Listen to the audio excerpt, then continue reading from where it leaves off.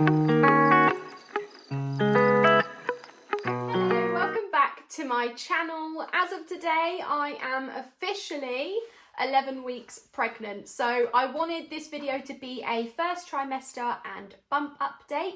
And then next week, when I am 12 weeks, will be a first pregnancy and first trimester Q&A. I already put a post on my Instagram and on the community page here on YouTube asking for questions. So thank you to everybody who has already given me questions to answer in the Q&A, but if you also have questions or you have more questions that you've thought about that you'd like me to answer in the Q&A next week, please leave them in the comment section below or just head over to my community page here on YouTube and you'll see a couple of posts where I've asked for questions, so you can pop them there. So the plan for today is to give a little bump update, and I'll probably do that first actually because that's the quickest thing. I then wanted to go over the first trimester, and I have written down week by week what my symptoms were, and then I wanted to do like a first trimester must-haves and essentials, but the thing is I had no nausea, no morning sickness. Thank goodness, because being sick freaks me out, but it does mean that there's not much about sickness in the must-haves list, and it's probably the most simple must-haves list there is going, but I might as well just say it anyway. So let's start with the bump update because that's the quickest thing to do. I should probably say right now, I'm not wearing pink because we're having a girl. We do not know the gender of our baby yet, and it is way too early to find out the gender of our baby. I just got a pink loungewear set from Amazon and I got it in blue. This was before we were even pregnant, but the blue dye in the fabric didn't actually look blue. It's awful. It's actually horrendous, but the pink turned out perfect. So that's just what I decided to lounge in today, and that's what I'm wearing in the video. So nothing to do with the gender of our baby. Now, the bump update. Let me just roll up my top. So this is what we are working with right now. I am 11 weeks pregnant. I don't even think this is a bump. I think this is more like bloat. And if I just like move it down, I just think I look bloated. I don't look pregnant at all. This is just like a little bloat pooch. But I also feel like it's big enough that I can just get away with saying I have a mini bump or something. But that is what we are working with. So the first trimester update. I wrote down my symptoms week by week. Thank goodness I had no nausea and no morning sickness, because as I said earlier, being sick freaks me out. But with that being said, we actually found that me not having those symptoms made us like super duper anxious that something was wrong or that there was nothing actually in my tummy at all. And in one of my videos, I went to the fertility clinic for an early scan at around 7 weeks. And I actually said in the video to the sonographer, I'm not expecting a heartbeat. And the next clip was her saying, that's the heartbeat. But because of the lack of symptoms and me just not feeling that different, I feel different, but not as much as I thought I would. I've actually found that more, I've actually found that worse. Like, it's made me more anxious that there's not actually anything there. But even though we had the early scan at 7 weeks and we saw the heartbeat, it's still like a 5-week wait until the 12-week scan. We're now only 1 week away and we're doing the 12-week scan at the hospital. But I was researching at 9 weeks what the chances of miscarrying were at that point. I've been researching missed miscarriages. I just don't feel that different and I'm finding that more concerning.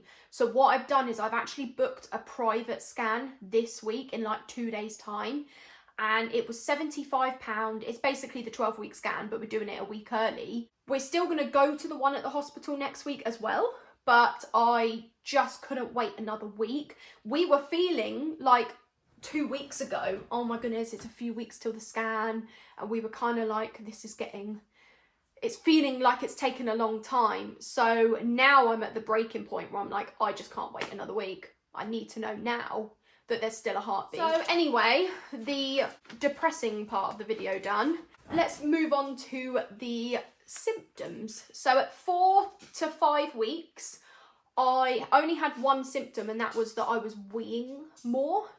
So I was weeing more during the night though. I've always been somebody that wakes up during the night, without fail, every night, maybe once, maybe twice to go for a wee. But since becoming pregnant, and this has been since like the 4th week, this has just been all the way through, even now, I'm waking up between 4 to 6 times during the night. I think last night was 6 times to go for a wee. It's very frustrating, and I'm also finding that sometimes, I don't know how long my body has actually held it for, but the wee doesn't all come out, and I have to like push it and strain it to come out. I've had a blood test at the GP surgery because they have to check for UTIs. I think that's just like standard, and the midwife did one as well, but both of them have been absolutely fine. I think it's just one of them things that come with pregnancy, and my GP was like, you'll probably have this like throughout the pregnancy. I was like, oh yay, thanks. At 6 weeks, I noticed I was hungry more often. So I didn't used to eat breakfast, but then I would wake up at 4 o'clock in the morning, probably to go for a wee, and my tummy was growling, and my tummy would never growl until like 10, 11.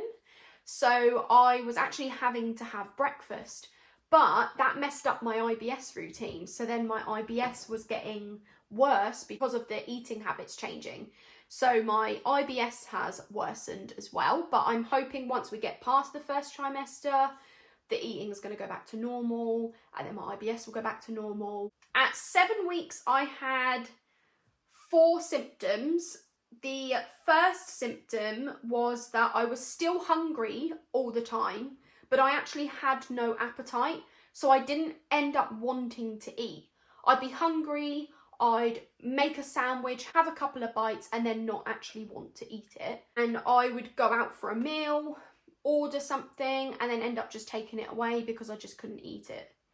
The second symptom I had at 7 weeks was that my nipples were hurting. Now, I haven't had tender boobs, but I did actually have a boob job back in 2019, which was 5 years ago now. So I don't actually know if fake boobs, can silicone implants get tender from pregnancy, but I did have a side effect from the surgery, and that was that my nipples were sensitive.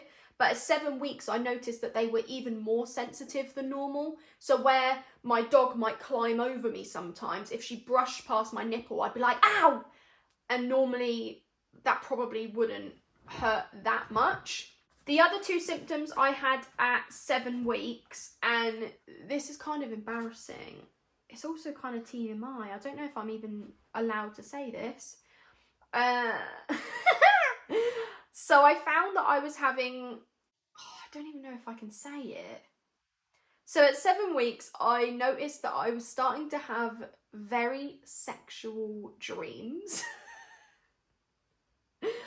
I did Google it, and apparently it's normal, but I'm talking like every night. And then when I would finish in my dream, I would wake up and my ovaries were hurting. Like they were actually in pain. And I ended up speaking to the fertility clinic about it. Obviously there's nothing they can do about what I'm dreaming about. But they did say that ovaries hurting was probably because of when I had the egg collection procedure for IVF. My ovaries are probably still sore from that. But I have found that since then, if I have had a sexual dream, my ovaries are not hurting anymore. So they are obviously recovered from the egg collection procedure. And I'm not really having that many of those dreams anymore. But I think like 7 to 8 week mark, it was a bit ridiculous. I didn't even know if I was going to say it, but I'm an open book. I don't really care.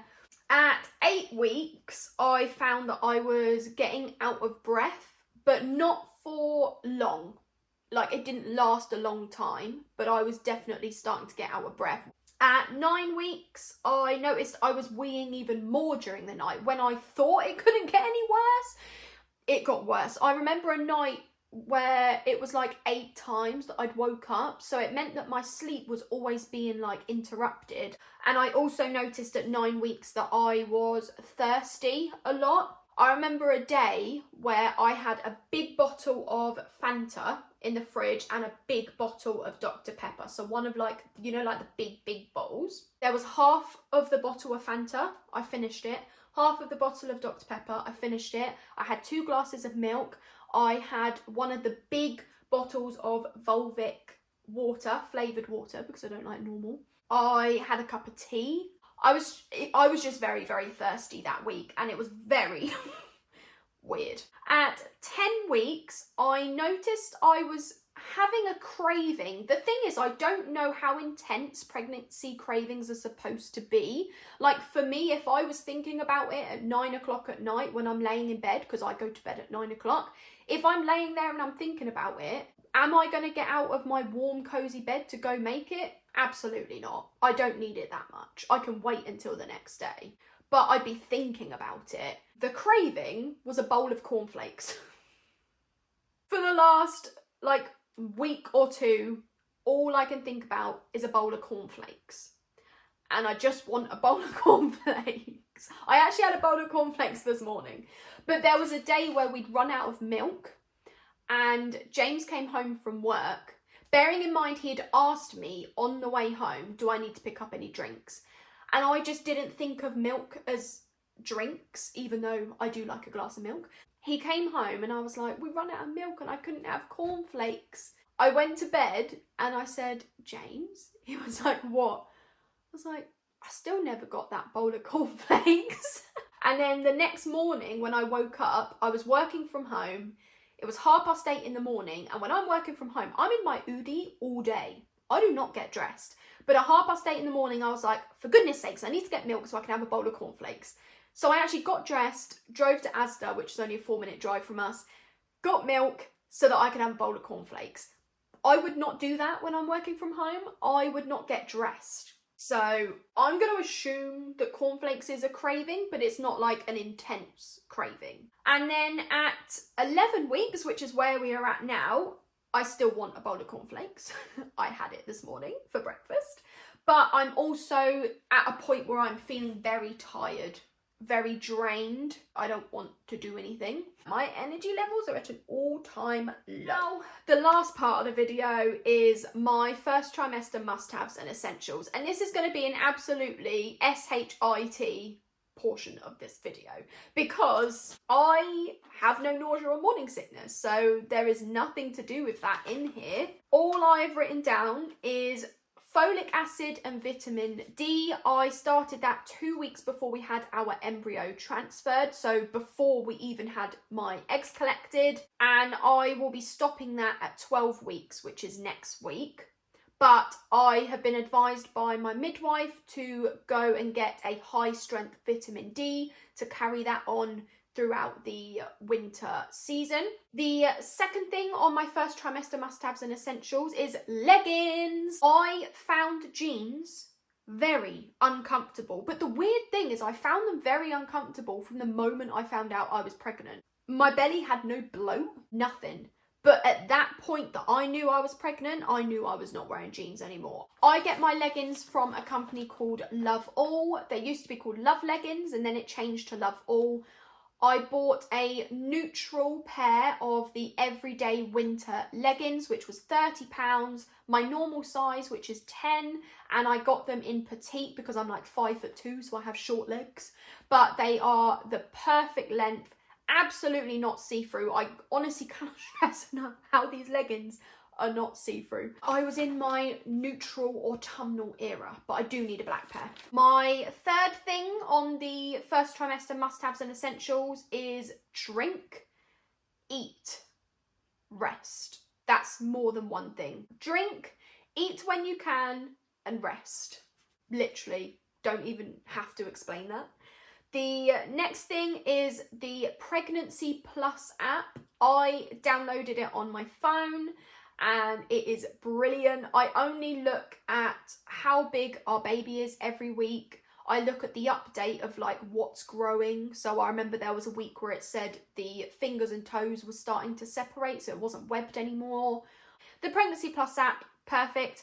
I have pregnancy journal on my list. I was actually going to buy one myself, but then my friend's mum bought me one. So I've already started writing and sticking scan pictures in.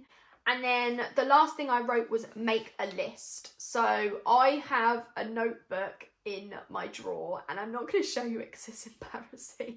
But I actually wrote this notebook out when we first started trying for a baby, which was 4 years ago. And I've updated it since. I always update it. I have written pregnancy pictures that I want to take through each trimester, pregnancy videos that I want to film through every trimester, videos for when the baby is born all the way until they're like 2 years old, content planning, very, very in advance. I've written down what I want to pack in my hospital bag for me and for baby. I've written down what I want to do before the baby comes.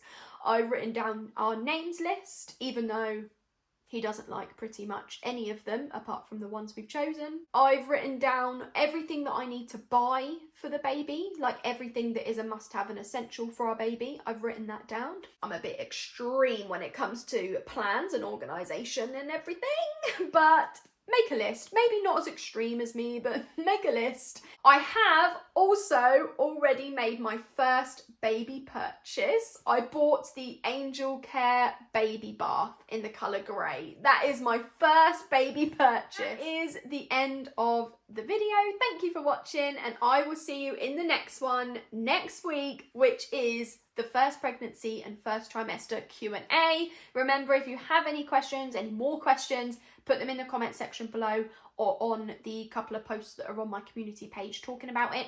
Thank you for watching. I'll see you in the next one. Bye!